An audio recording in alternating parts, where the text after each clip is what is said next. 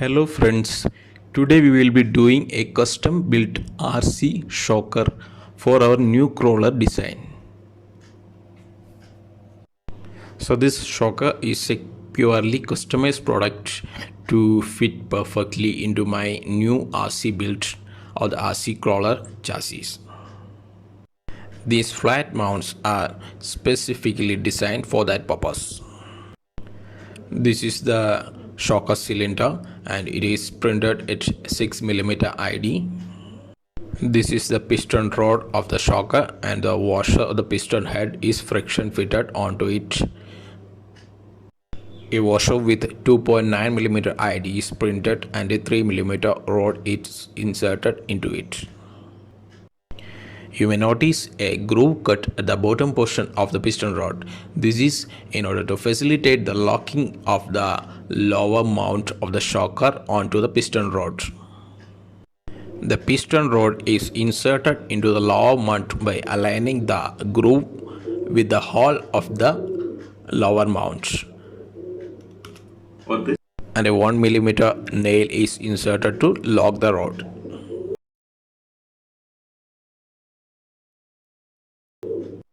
This is the damper for the lower mount.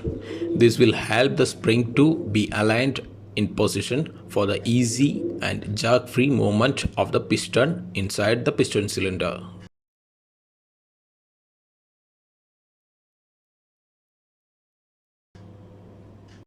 Okay, that's all about the components. Now let's move on to the assembly portion. You may have noticed the upper portion of the cylinder is kept open. This is because once we fit the cylinder onto the chassis frame will automatically lock the upper portion of the cylinder.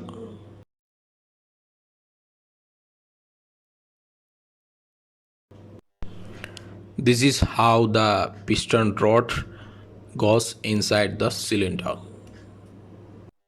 A 0.2mm buffer space is added inside the cylinder. That is, the cylinder inside is ID of the cylinder is printed with 6mm diameter and the piston washer or the piston head is printed with 5.8mm diameter. The 0.2mm diameter, the 0.2mm buffer space will ensure the smooth movement of the piston rod inside the cylinder.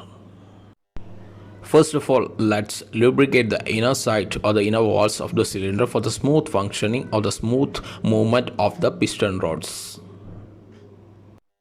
Because the 3D printers print the components by layers or the different layers are laid on each other, so the walls may not be smooth just like a injection molded or plastic rods or plastic pots. As I have made an extension for the stabilizer of the RC shocker, we need to attach the spring or insert the spring before attaching it to the lower mount.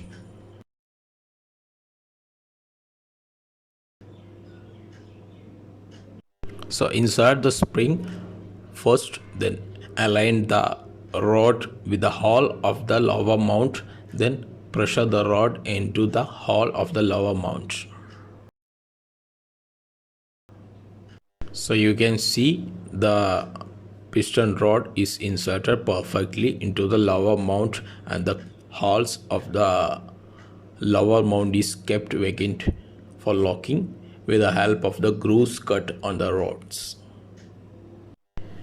We can use a simple 1mm nail to lock the rod to the lower mount.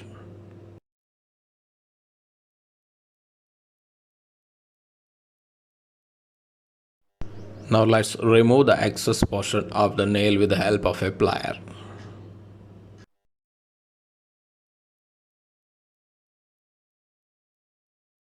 You can see that the tension is not built inside the spring. So this is because the lower lock or the lower stabilizer damper of the lower mount is yet to be placed. We can very easily insert this damper into position because there is a path cut for easy installation of the damper onto the rod. Now you can see that the damper or the spring is placed perfectly on the inner walls of the damper and is locked the position. For locking the upper end of the spring, there is a groove cut between the cylinder and the upper mount, and it will go inside that groove and get locked. So this is a very cheap and efficient design. If you would like to print it or use this design, you can comment me on this video. I will send you the STL file onto your mail ID, or I will upload the same on my Google Drive. So that's all for today, guys. Let's continue with the RC build in the next episodes. See you then. Bye bye.